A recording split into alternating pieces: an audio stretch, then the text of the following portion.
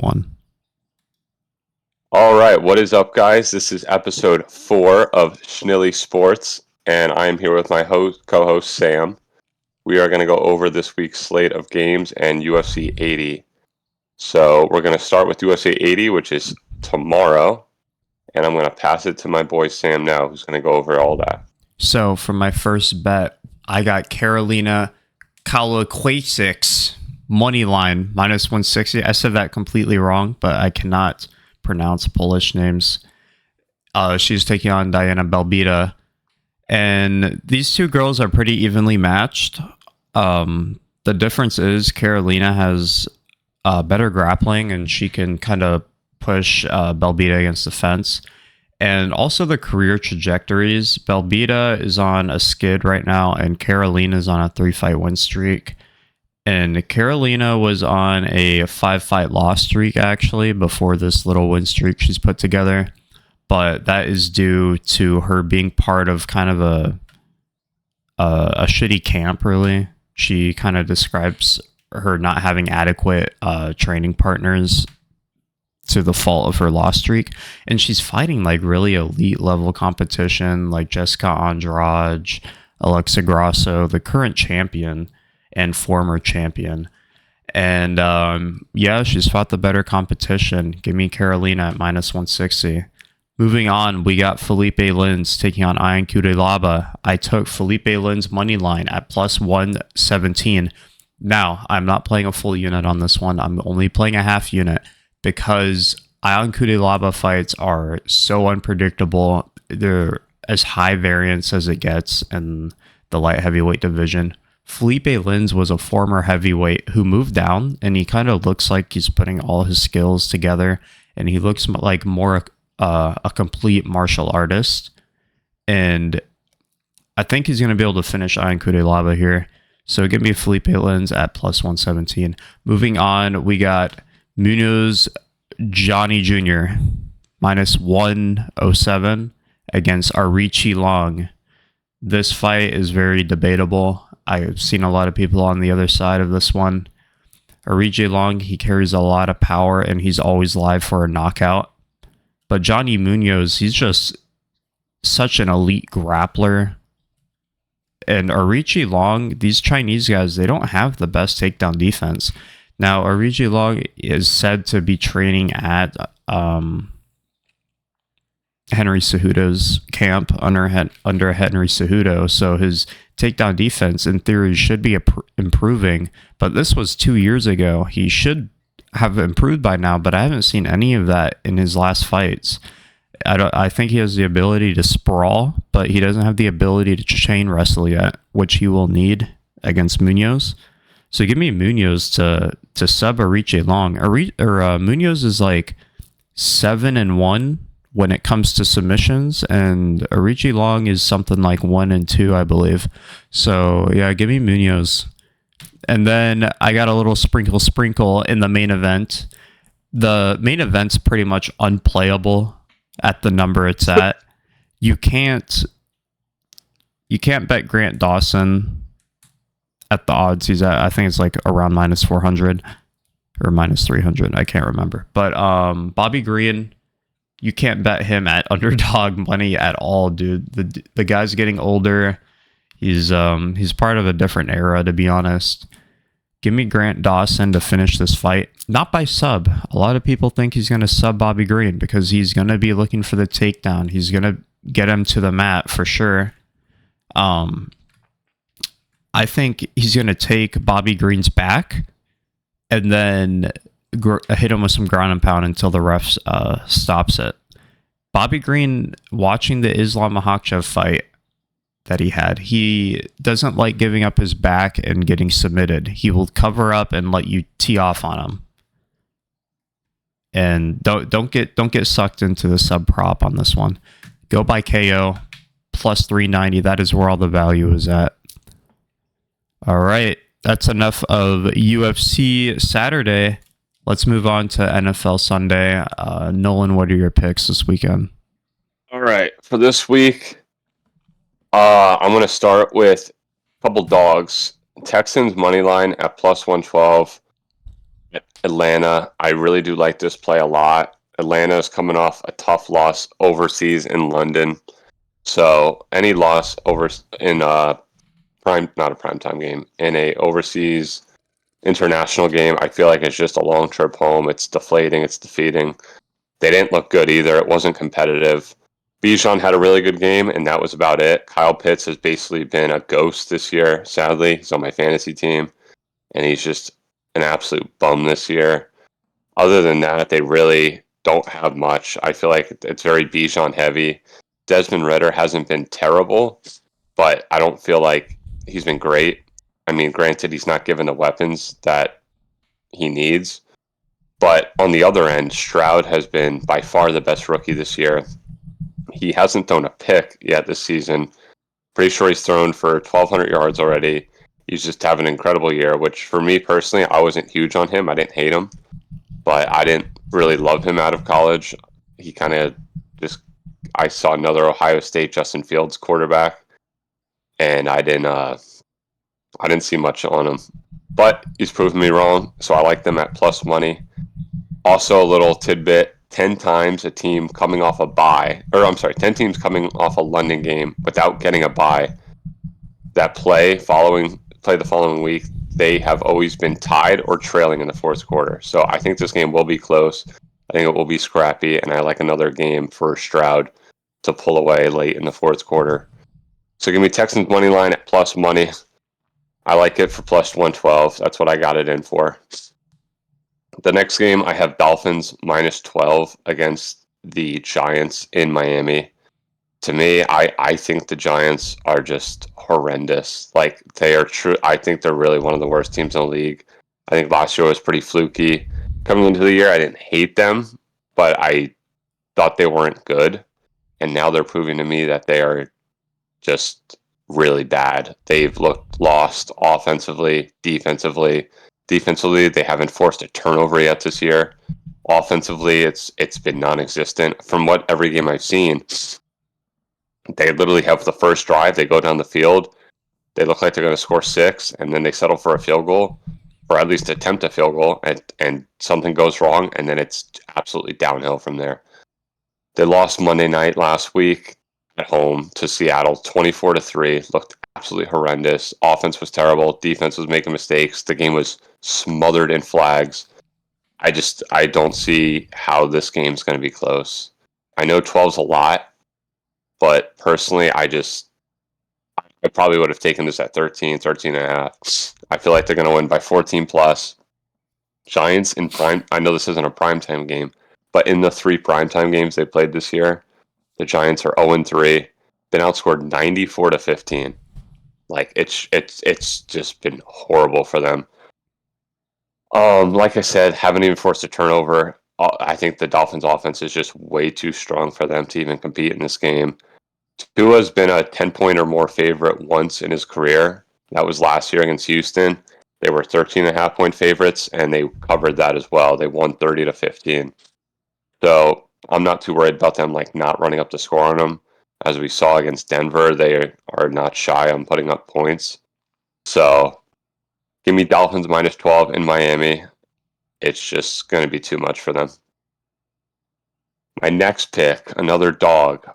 I wouldn't even call it a bias pick. I think this is a revenge pick. This is Jets money line plus 117.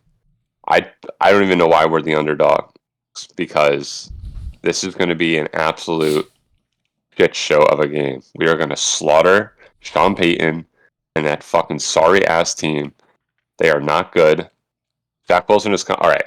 In all seriousness, I do think we're going to win, but I don't think we're going to dominate. But I do think they're going to play with a chip on their shoulder. Sean Payton's comments at the beginning of the season put kind of a bit of a flair onto this game. In the beginning of the year, this game meant nothing, but now it has a lot of meaning to it. Zach Wilson's coming off his best game of his career against the Chiefs, where we were robbed of a win because it was the Taylor Swift ref game. So, what are you shaking your head for? We were Oh my god. clearly cheated out of a win. Okay. Just all right. yeah. But anyway, Broncos are sorry. They're awful. They came back and had a nice comeback win against Chicago, and to me that doesn't mean anything. So give me Jets money line plus 117 going into Denver.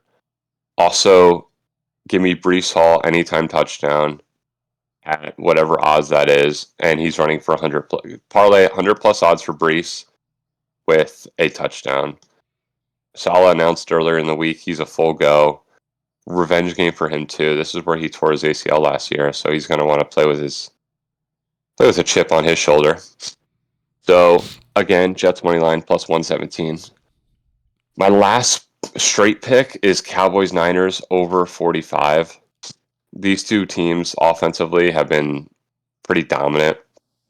Last week the Cowboys won 38-3 in New England, and the Niners beat the Cardinals, I think 35-16. But basically their offenses have both been really strong. I know they both have really good defenses, so it can kind of slow down the offense in this game, but I feel like 45 is still kind of low. Last week I had the over on the Dolphins Bills at 54, and everyone thought it seemed too high. And for me, I know it sounded high and obvious for it to hit because of how good they were. So I took it, and that's exactly what happened. It hit. It hit early into the third quarter. And that's kind of how I feel about this game too. I don't think it's going to be as easy as last week, but I do think it's going to be in the mid 50s, and it will be. I don't really. I like the Niners in this game, but I just feel like the Cowboys will keep it close. Their offense has been really strong. Right now in the year, the 49ers and the Cowboys they're 2-2 on the over on the year. But if you really look at it, the two unders aren't even on them. It's really just their defense that held them back. Like week 1, the Cowboys put up a 40 spot on the Giants, but they won 40-0. So the over didn't hit. And then last week they won 38-3. I don't even know if that was the game, but they won 38-3. So really offensively, they're doing their part to hit the over, and I think the Niners will do the same. I like the Niners in like a 30-26 game. Actually, that's only 30-26. That's 56.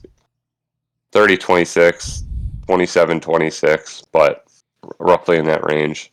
So I like the over there. So for our Twisted Tea two-legger of the week, every week we get a two-leg parlay in here, sponsored by Twisted Tea eventually. And it's always at plus money. We're 2-2 on the year. Last week we struck out, and the Steelers really let us down. So this week we're going against them. We got the Ravens and the Eagles, the Dirty Bird parlay of the week. I like the Eagles at Eagles money line at I can't even remember who they're playing now. I got it. They're playing the Rams. Oh, that's right. They're playing the Rams. It's in LA. The Eagles money lines are around minus 218. Yeah, I mean it's not worthy of playing as a money line. I think this game could be as a not the money line. What'd you say? I meant the spread. The spread's like 4.5. I don't think the spread's worth playing. I think this game could be closer than what people think. The Rams have been playing good. Like they've been playing to their competition every week. They are 2-2. Puka's been a freak. Cup's coming back this week. So I think that will definitely boost their offense. I like the Eagles to pull it out. They are 4-0 this year. I think they're 25-3 straight up with Jalen Hurts at quarterback. I just don't see them losing this one. I think they're going to continue to go undefeated through this week. And I like them for this week to win at a scrappy game. 24-21. Eagles Sweet. In LA. What? I said sweet. Oh. Have you talked about the Ravens or? No, I'm going to get that real quick. Okay. Ravens are going at Pittsburgh. Pittsburgh disappointed us last week. I picked them against Houston, and they didn't just lose. They lost badly. They looked really bad. Pickett got banged up. He's a go to play this week, but he was in and out of practice this week with his injury. So I think he's 100%, but I don't think he's fully ready in terms of I don't know. I just feel like they've looked bad this year. I wasn't big on them, and they've been hit or miss every week this year. They've been up and down. Week 1 they looked awful, then they turned it around against or not Oakland, Vegas. So I don't know. I don't like them. I think the Ravens have really started. They're gonna turn it on this week. They had a big one last week, and I think it's going to continue this week. So I like Eagles, Ravens, Dirty Bird parlay plus 122. We're 2-2 on the year. Lost last week. Lost week 1, but the other one we have for plus 200. This one's a little lower, but I still think it's good odds. So those are my plays. And now I'm going to turn it over to Sam, who Let's I go. haven't even seen what he has yet. Okay. I'm very excited to see surprise. what he's got. All right, so moving on to my picks. We got a little controversial of a pick to some, maybe. Not to me, though. We got the Vikings money line against the Kansas City Chiefs at plus 155. The way I see this game, the Vikings have been losing in 1-point games, essentially. They've been getting pretty unlucky in their games. And Kansas City Chiefs have been looking pretty bad in their wins. They've been looking bad. They looked bad last game. I think we both agree on that against the Jets. I think if Zach Wilson is moving the ball on you, moving the ball on your defense, the Vikings are going to move the ball as well. And I think the Vikings have more weapons than the Jets do. So give me the Vikings money line at plus 155. They're playing at home too. They're going to have a chip on their shoulder in this game. They're 1-3, so be aware of that. Yeah, a little bit of desperation, a little mix of everything to get the win. All right, for my next game, I got the Bills versus Jacksonville. Bills money line plus Stephon Diggs anytime touchdown gets you plus 156. I like it. You bring the money down on the Bills money line. I think Stephon Diggs will score in this game. He had 3 touchdowns last game and 120 yards. Monster game. I think he's going to replicate it here against the Jags. Moving on, we got Detroit money line plus Montgomery anytime touchdown at minus 110. Montgomery had like 4 touchdowns in his last game. That is absurd. I was looking at Amon-Ra at first, but the Lions really seem to like using their running game now that they got their running back. So give me Montgomery anytime TD, minus 110 if you combine the money line. The money lines with the Bills and Detroit are somewhat unplayable straight, so I'm adding some anytime TDs to them. And yeah, that's all I got. I wish I could have seen, or I wish I could have predicted what I saw, or what your bets would have been before I saw them, because this is as basic as you get in terms of what you like. It's always Bills, Vikings, and Detroit. Those are your like big 3. Those are my go-to, man. And other than the Vikings, they've been making me wealthy. So I don't mind. I like the Bills one at plus money. The Detroit one, I don't know.